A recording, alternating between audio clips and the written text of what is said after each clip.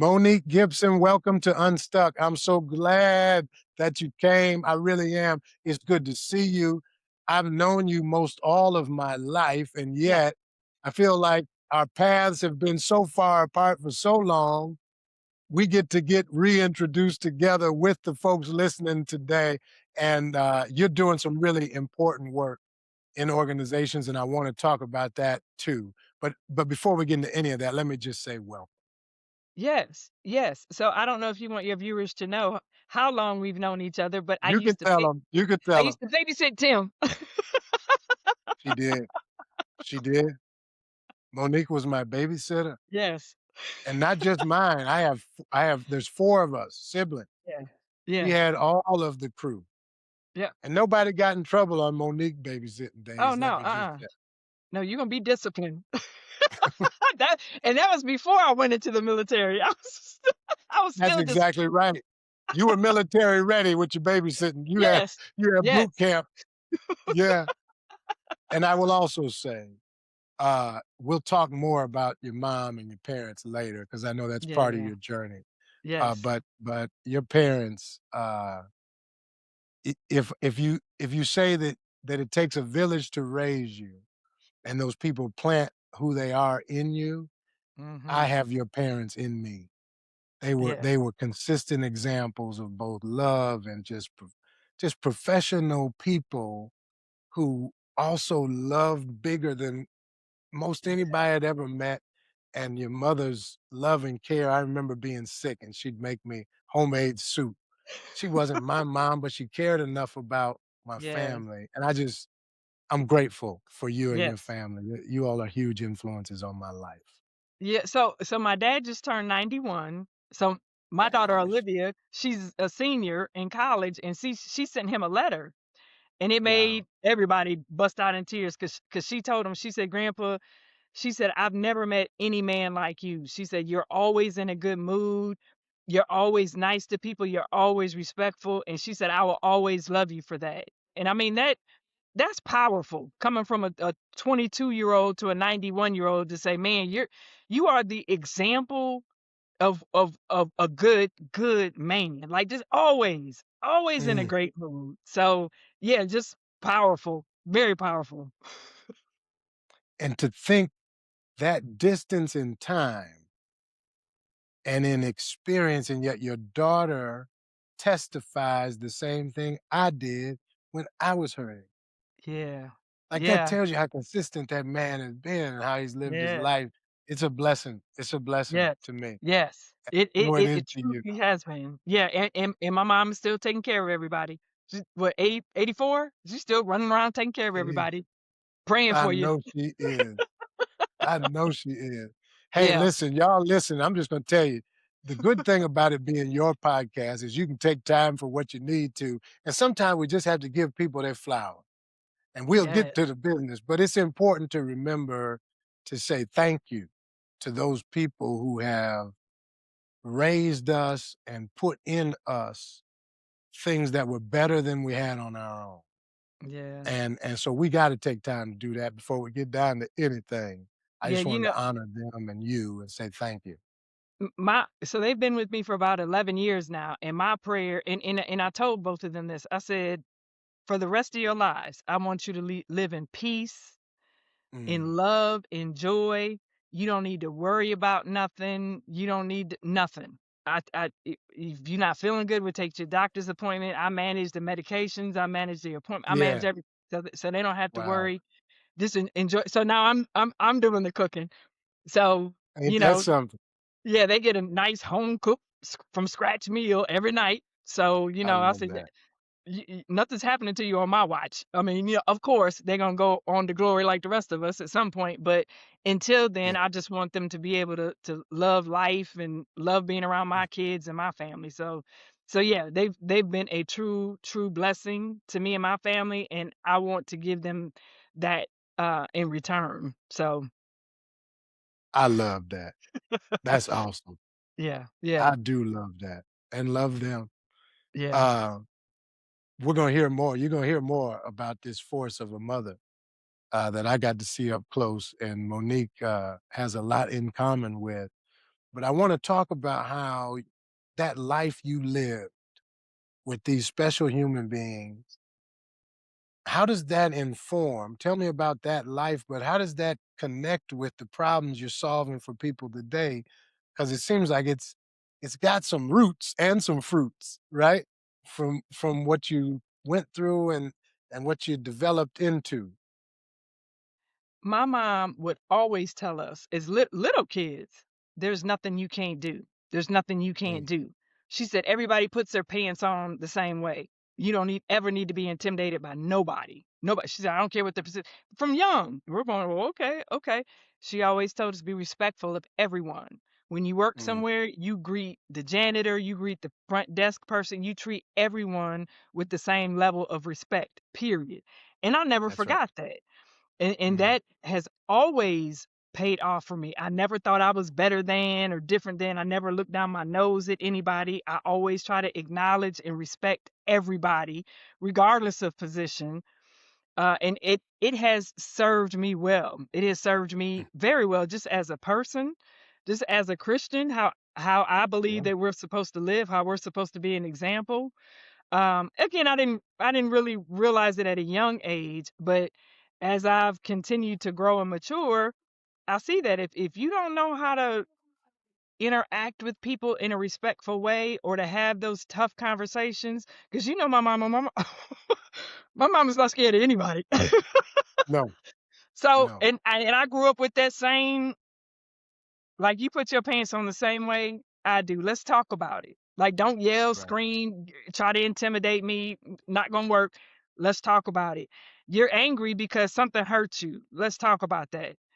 So Mm, I was put in very, very complex situations that other people couldn't handle because I'm running into the fire. Like, oh, there's a fire. Where's it at? yeah. And And you're going in for resolution. You oh ain't yeah, going in just to fight. You're going mm, in with a courage and a conviction and a opportunity. yes, yes. Because a lot of times the fire is hot. But once I get past that, I see why the fire is burning in the first place. Like, And yeah, okay, okay, let's talk about that. Let's talk and let's about put that. it out. Yes, yes, yes, yeah, yep, Wow. So you got that, you had these principles that not only did you see lived in front of you, but if when you tapped into them at an early age, you saw they worked, and then you just kept multiplying, right? And the other thing people don't know yet about you is you're a veteran. yeah, You've served our country and served well. yeah. Talk about how that veteran experience informs the problems you solve and the way you approach things today. So I'll start out with, so in high school I was always real smart. I always did very well. But when I got to high school, I got tired of being called a goody two shoes and blah blah blah. So I tried to, Mm, squelch myself. Then ended up going off to college for a year. Met this girl. We played all day, knocking each other down. Never went to the library. Flunked out. She was my best friend. Flunked out. I Recruiter called one understand. day and said, "Hey, you want to jump out of planes?" I was an athlete, played basketball. I was like, Count me in. Count me Yeah. in."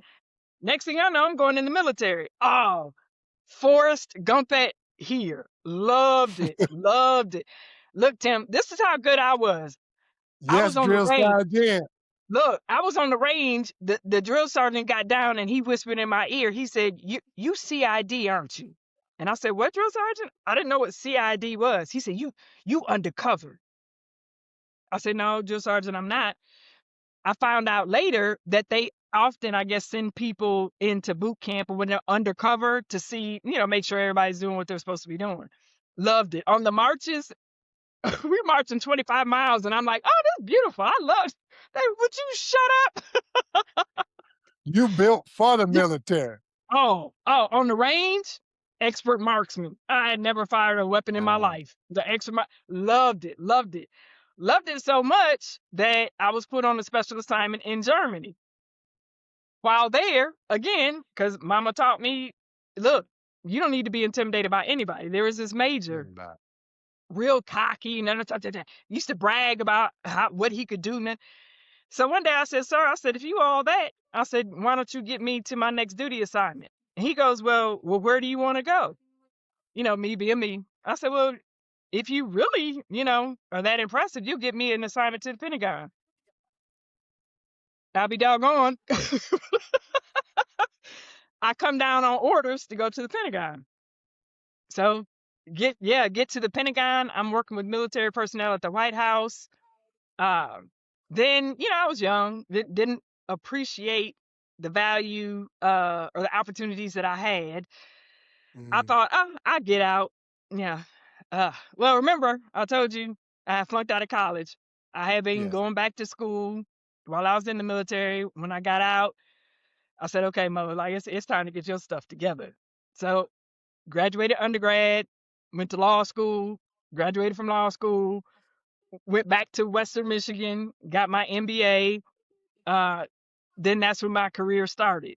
And that military training really helped me to stand up to the workplace bullies because there's a ton of them. There a lot of workplace bullies.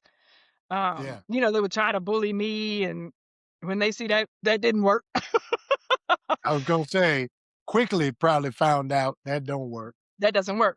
But I will say too that didn't always work out in my benefit because then I was seen as a Mm, threat because I'm not scared of you. I'm gonna call you out. If you lie, I'm gonna call you out. If you're mistreating people, I will call you out.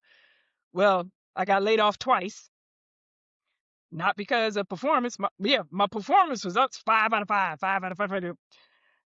Whose office was everybody in at 6:30 after everybody else went home? Oh, just wanted to run something by you. General counsel, CFO, CMO, CA. That's interesting. Why do y'all wait till 6:30 at night to come talk to me? 'cause they wonder whether or not you gon yeah, So yeah, yeah. So that yet is another experience. Just being laid off, and you're like, I'm a top performer, always super. You remember, I'm super competitive. I want to be the best. Period. yeah. So to get laid Playing off, Uno. yeah, You not yeah, right, you gonna win in Uno. You yeah, ain't playing. yes. I'm gonna make you work hard. Yes, yes. So, it hit me like a ton of bricks the first time. I Mm, was like, what? But later in life, I understood. Once you become the threat, once you come in there with the flashlight, what happens with the roaches? You turn the lights on. They're they scatter. scattering. They want that light back So it's off. good to have light, you just don't need to laser point it. Yes, yes, yes. Or if you want me to do something, shall we say, that's not necessarily illegal, but unethical, not doing it. Don't ask me. Yeah, nope. Yeah, I have to answer to God. I'm nope. I'm not lying, cheating, stealing, thieving, not doing it. So yeah. And it you learn a lot as you go through those circumstances, and if I we don't have the same journeys, but I think development has a similar path, right? Which is you a lot of things you just cannot really know until you experience them.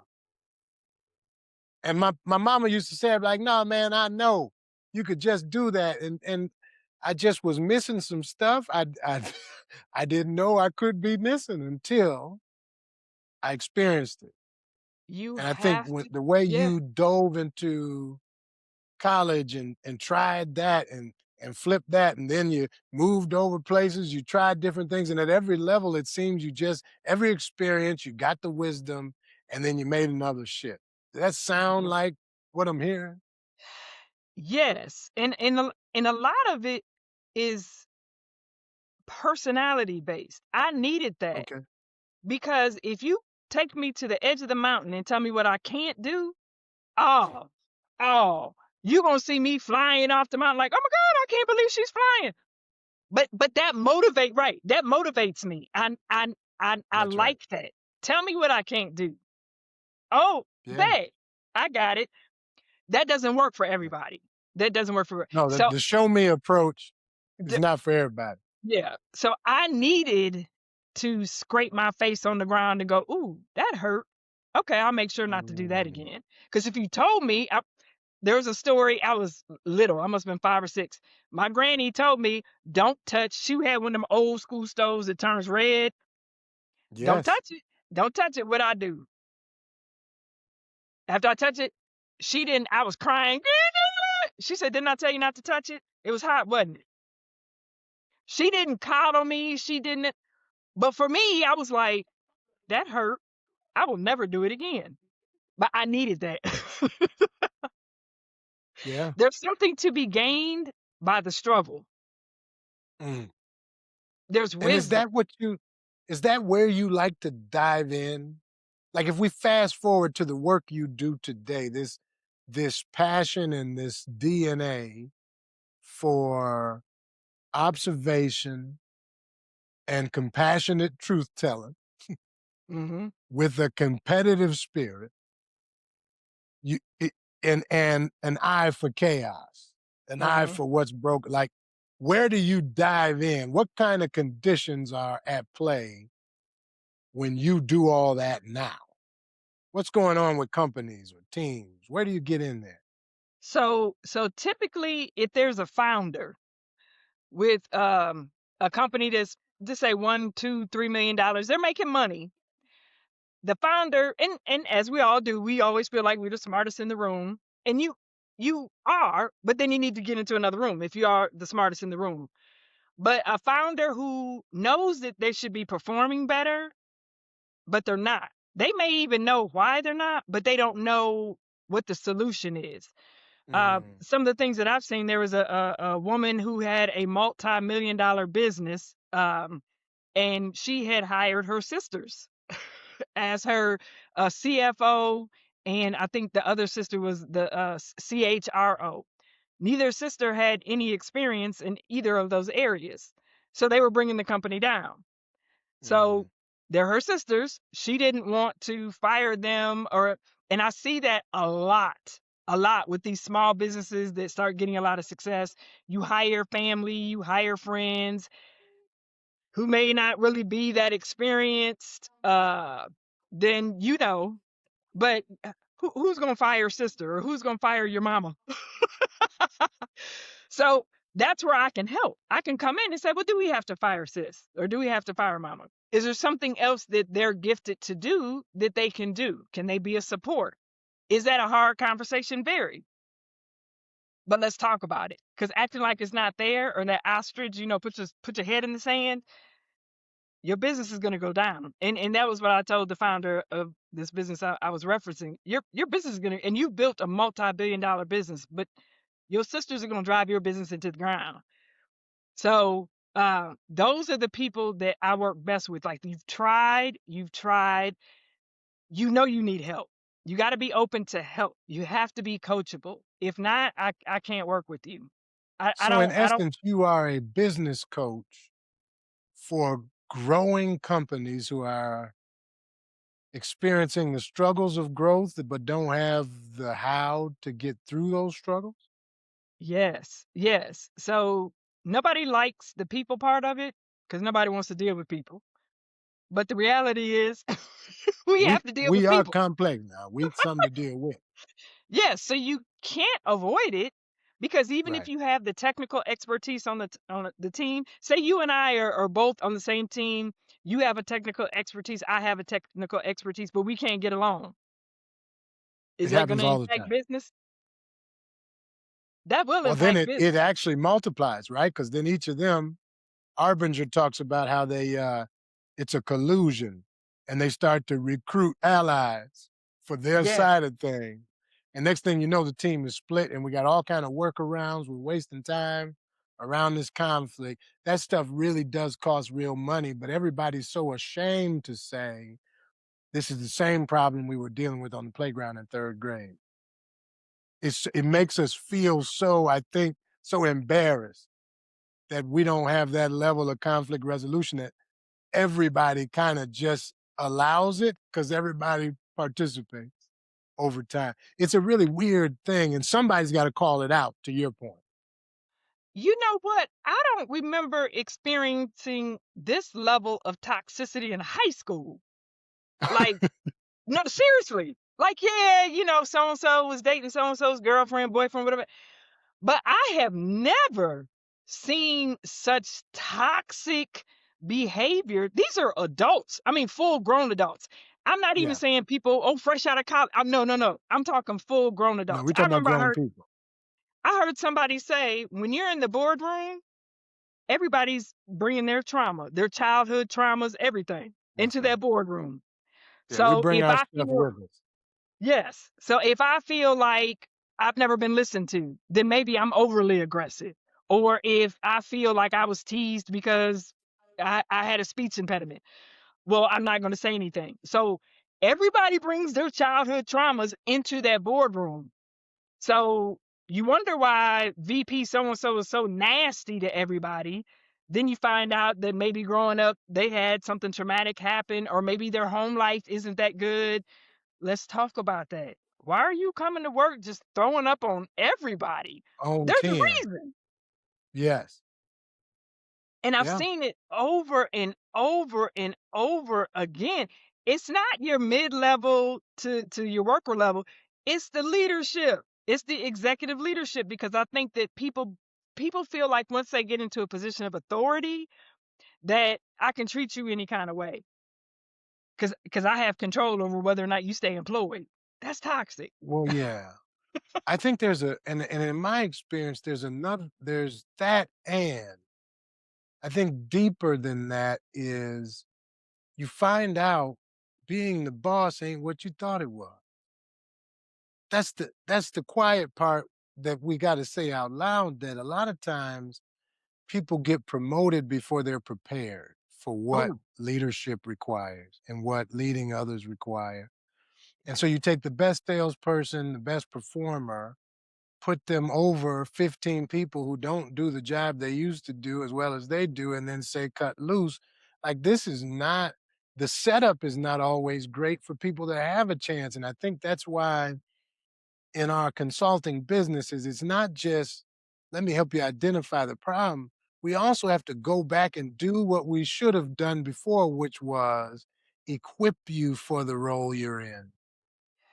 And because when I'm under pressure and I know I don't know what to do, sometimes my most immature qualities come out, right? You say under pressure, pressure either bursts a pipe, Mhm, right? mhm. Or it creates diamonds. It's one of the two. But everybody's not ready for that shock.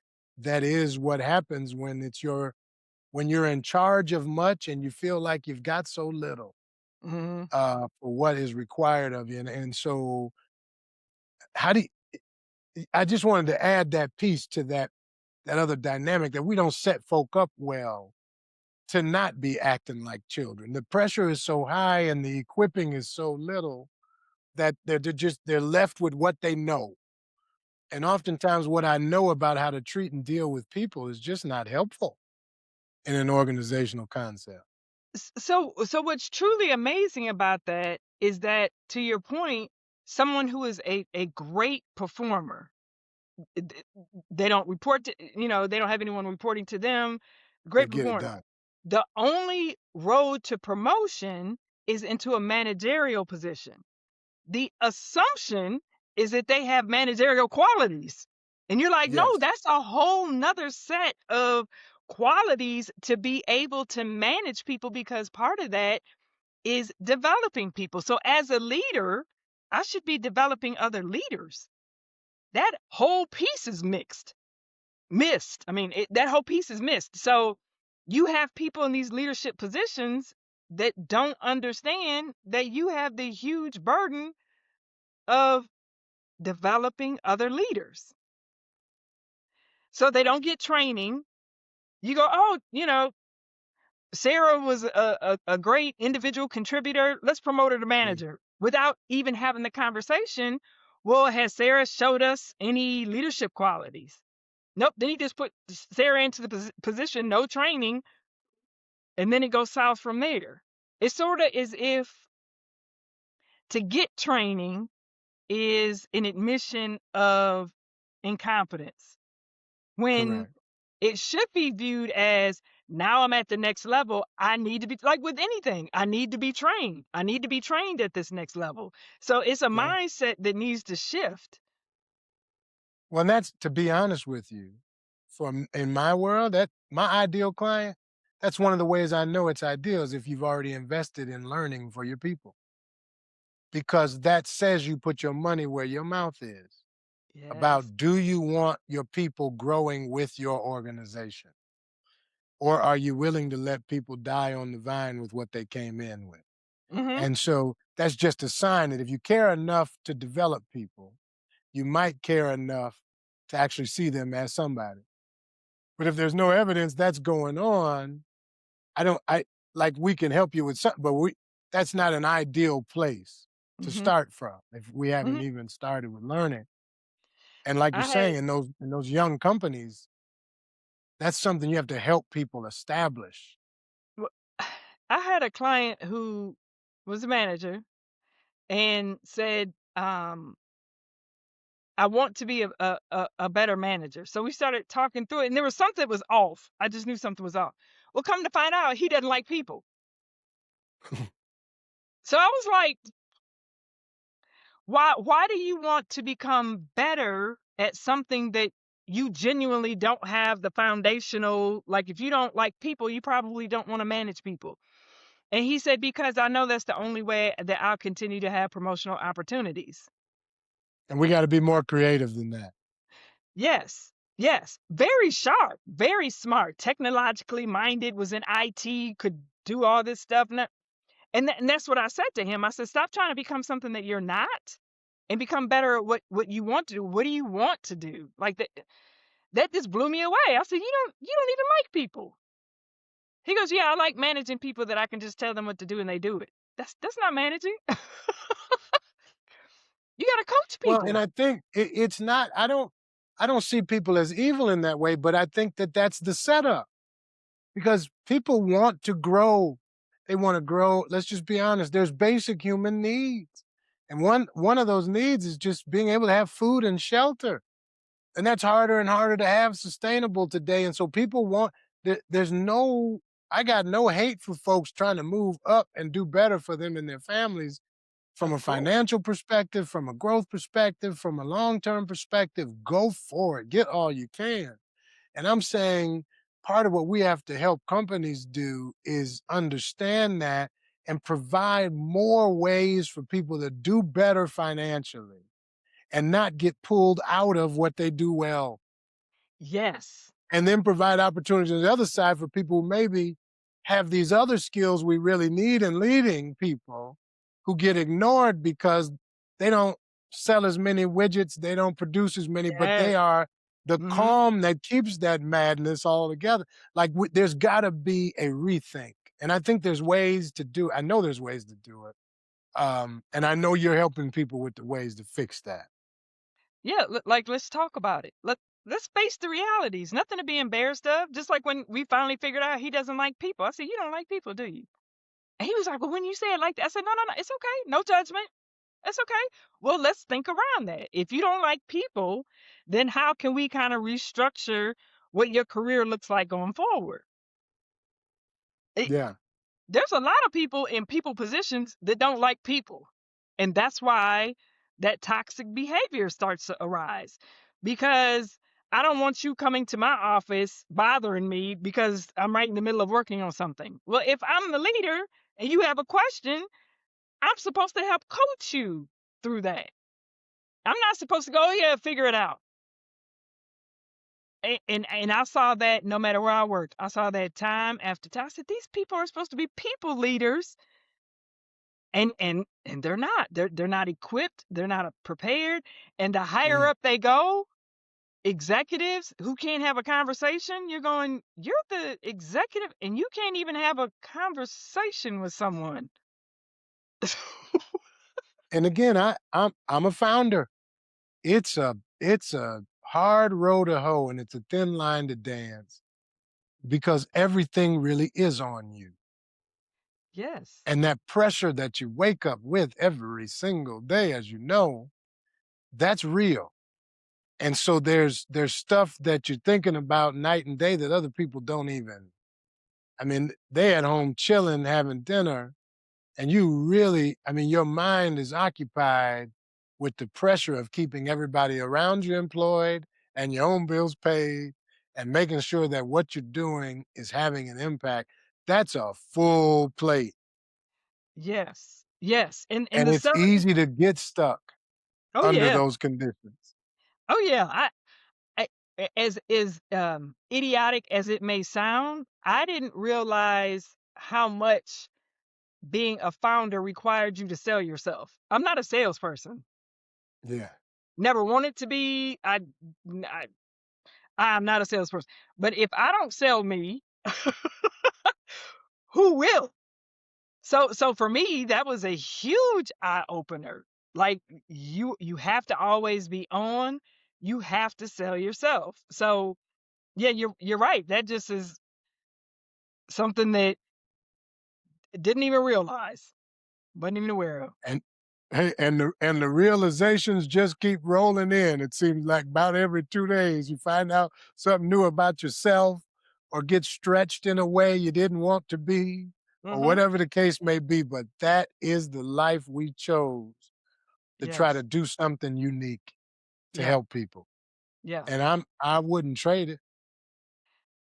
No. I No. wouldn't trade it. As hard as it is, I wouldn't trade it. I always I remember there was a time at one of my jobs I was walking around the office and I felt suffocated. And I remember talking to my husband about it and he goes like what's going on? I said I feel like a caged lion. Like Mm. you know how you see a lion just walking around because I'm not able to use all of my gifting and creativity because my job is just this one small part of it. So, as an entrepreneur, that has allowed me to blossom into things that I wasn't able before to really help with. So, I'll tell you, when I was working in corporate, I'd be in meetings and I vividly remember the CFO was giving a presentation. One of his columns was wrong. So I was like, wait a minute, excuse me, is it shouldn't B equal B plus? Then everybody looked at me and said, after the meeting, I had an executive come to me and told me to keep my effing mouth shut. You don't put nobody. I said, but that individual's a CFO. How you gonna be wrong as a C? I was told keep your effing mouth shut. And I was like, well, okay. Time to move So on. yeah, time to move on. But that's one of the things that like it made sense to me. Like the Matrix, you know how like it's like I need to learn how to fly a Black Hawk. Okay, I got it. So when he was showing me the tables, I was like, all right, this didn't make sense. And then so now I'm able to explore that creativity. Am I good at everything? No. But there are some things that I'm good at. One of the criticisms that I received from a new boss when I was working in corporate, she called me and I'm thinking, oh, new boss, get the chance to talk to her. And she says, I've heard a lot about you. And I'm like, oh, okay. And she said, the thing I heard most about you is that you're a know-it-all. And she said, I can see how that would be effing annoying. You're very annoying. And I was like, you look at the phone like, am I being pranked? Right. You Where's my new boss? Ashton Kutcher? Yeah, you're telling me. So I said, yeah, I do. I know a lot because I've had a lot of experiences. I've lived around the world. I do know a lot. And if that is annoying to you, I make no apologies for that. So needless to say, that I ended up leaving a couple months after that. I was gonna But say now, when did you brush up your resume after that one? But yes. uh, oh, I knew because I can feel it when they start coming to the conclusion like we need to get rid of her because she's making other people look incompetent. And my thing is, I'm not making you look incompetent. You are incompetent. I just turned the light on. That's right. Somebody said if you throw a stone up in the air, the dog that holler got hit. I like that. Yes. Throw it up in Yes. the air. Whoever it hit, if it hit you, Yes. And yeah, I hear I you. read I read Michelle Obama's book. It was Becoming. And I remember she said, All those people that you think are so smart in these high level positions, they're not. I saw that. I was like, oh my God, you the executive VP of the White House. And you did it. Yeah. Well, what I found was that title doesn't replace human, right? That Yeah. that that there's a certain Maya Angelou said, if it's human, it's not foreign to me. But for the grace of God, there go I. Everything I see somebody else doing, I could do under the Yes. right conditions or the wrong conditions. But Yeah. that if it's human, and that humbles you when you really take that in, and Hmm. you believe that when you walk in a room, the goal is to just bring your uniqueness, Hmm. to bring your Hmm. perspective, because that's the gift, right? That's the thing you have that's yours. And I think it sounds like that's the very thing you get to use every day. Oh yeah, definitely. And what's unfortunate, because I know there's others out there. I know there's a lot of other people out there where you go, man, I'm really good at what I do, but for some odd reason, I'm not really valued here. There's a reason. Mm, It's not you. It's them because you're yeah. shining the light on those who are incompetent. So let me help. Let's then talk about that, because that's a stuck moment, and this is unstuck. Mhm. It's a stuck moment because there's people who feel like they're underneath a invisible yet very tangible ceiling for Mhm. whatever reason in their career. That's a real stuck moment for folks. And they feel like they're under people who don't and cannot see them. Mhm. Other than telling their boss off, what is your encouragement? And I'm joking about that, but really, what is the encouragement for somebody who is discouraged in that condition from somebody who's been in so many places and seen so many ceilings and seen so many people who have overcome those situations too? What would you advise? So everybody's situation is different. And I will say, if it had not been for me getting laid off the second time, I would still be in corporate because I felt Mm, like I needed that check is like a drug. I knew I was going to get a yeah. check every 2 weeks, no matter what. I didn't have to go out and get sales. I had health insurance, making good money. But it was killing me inside because Mm. I was always stressed. They were always coming for me. I had to keep my cool. Sometimes I couldn't say what I wanted to say, and the individuals who were my bosses knew that. Because if I could say what I wanted to say, and you didn't have control over my employment, th- there's always a crazy story I tell that people go, Mo, there's no way. I had a boss who they hired me to replace her, which I should have known that was a red flag. She was still at the company.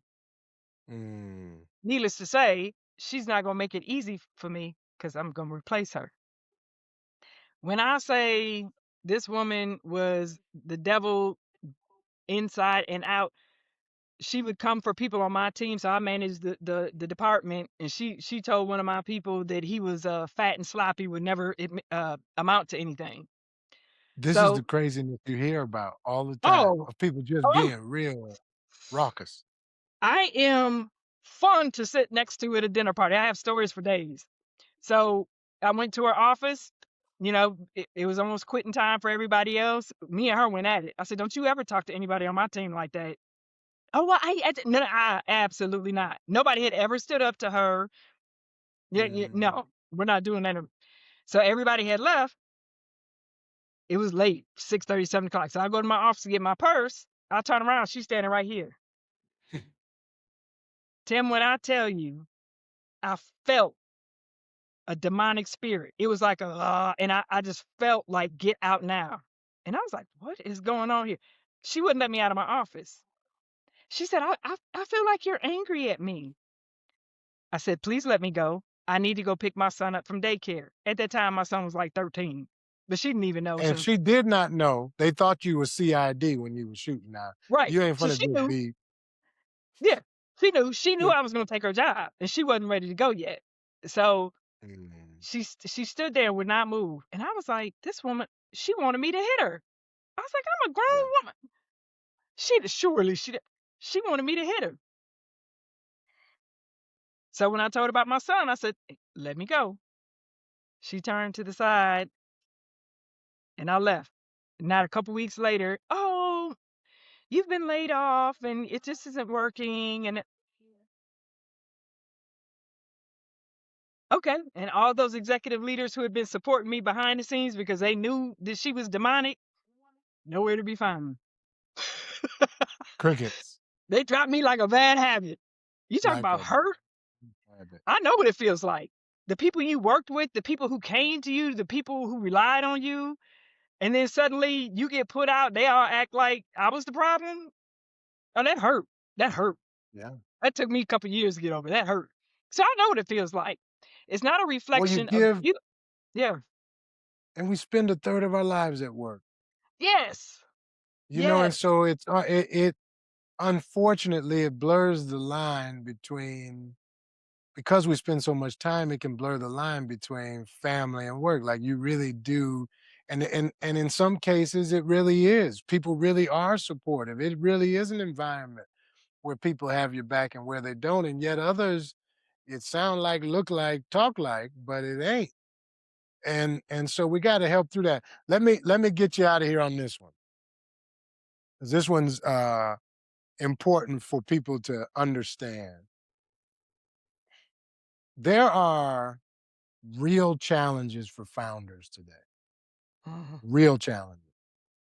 And there's people with good ideas and good businesses, as you said earlier, where stuff that we could get out of the way ends up derailing.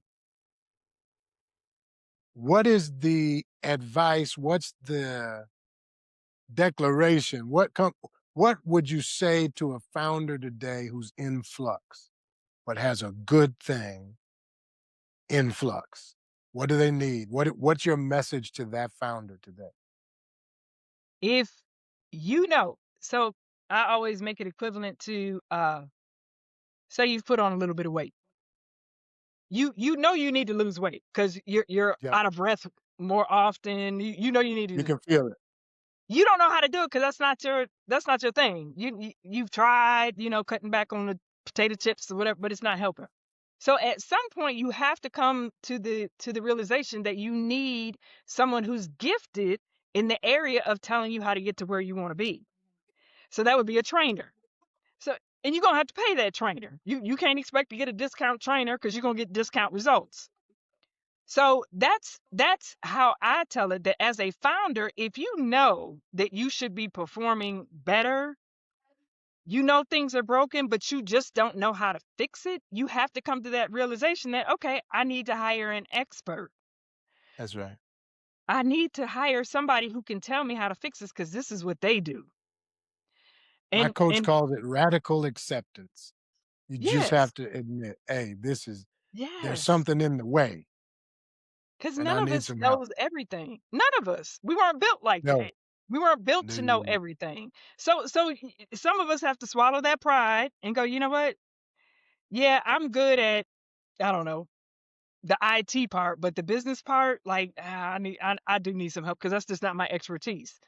Okay, then go hire that trainer to help you figure out, okay, what do I need to do to reach this goal? Okay, this is what you need to do. The second piece of that is implementation.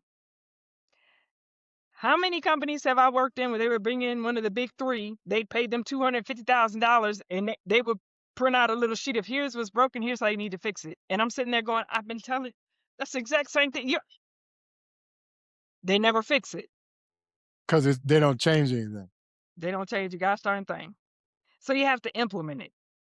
Yeah. So, and that's what I do. I have a process I call the clarity map. Like I go through, do a deep dive analysis, figure out where all the gaps are, where all the cogs in the wheel are, and go, here are the challenges. If you hire mama to be CFO, but you know, mom might not be good with numbers, okay, is there somewhere else we can put mom? Like doing Yeah. that staff analysis, that talent analysis, that's huge. Do people on your team know what they're supposed to be doing? Because I've seen a lot of that. I don't know what you're doing. You don't know what I'm doing. You're not accountable for nothing. I'm not. Then when the blame goes around, you're like, I didn't even know I was supposed to be doing that. Having Well, and the process. founder then just repeats the problem. because they still Yeah. don't know where the hole is. Yeah, yeah, so Yeah, you have to just like going to the doctor, like that preventative maintenance. You have to go to an expert to say, "Hey, like what's broken? How can I fix it?" And then fix it. yeah. Hmm. And so that I would imagine that's the hardest part is stopping what you're doing to not only admit what you feel, but then to raise your hand and find the right partner. And it sounds like that process could be very helpful. I would encourage people to connect with Monique and what she's doing, particularly founders, organization leaders. She's worked in many sectors, from government, nonprofit, for profit, you name it. She's been helping develop people, helping to identify gaps, helping to coach teams and leaders through to what they need. And so, if you have a challenge in that way, I'd encourage you to reach out to her. Monique, where can they go to get your website? So website, I need to honestly being a founder, see websites aren't my thing. I need to my website's a little crusty, so don't judge me. But my All email good. is Monique, Yep. Monique, at J like Jonah, Monique, M like Monique, C like Chris, O like Olivia. So my company name is JMCO Oh, Consulting.com. So Monique at JMCO Consulting.com. I love it. One other thing too, I was just going to share quickly that as an entrepreneur too is knowing who your ideal client is. Mm, I didn't believe that at first because I thought, well, everybody can be my client. No, everybody can't be my client. I So learned it too. I don't know if you know like Tough Mudder, the Tough Mudder competition, like the people who Hmm. would go through the mud and those are the people I work best with. The people who they're willing to go through the tough, they're willing to get dirty, they're willing to get mad and work through it, and those are the people I work best with. I don't work with best with the people who, they're not gonna do what they need to do. They lollygag. I don't work well with those people because I'm a coach. I'm a Yeah. coach. I need to see results.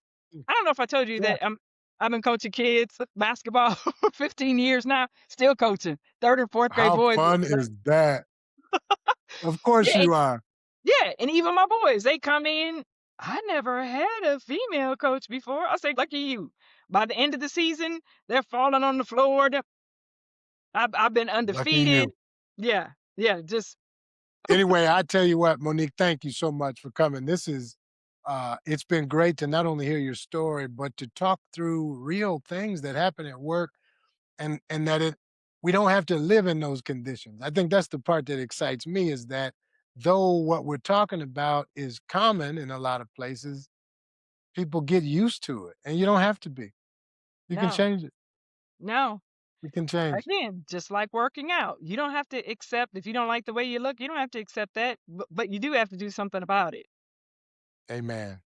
That's right. Absolutely. Thanks for being on. Good Yeah, to have you. And we will make sure folks look in the description to the podcast. You can see more information about Monique and her business. And of course, how to get in touch with her. We'll make all that available for you there in the show notes. And let's stay unstuck this time. We'll see you the next time. yes. Thank you.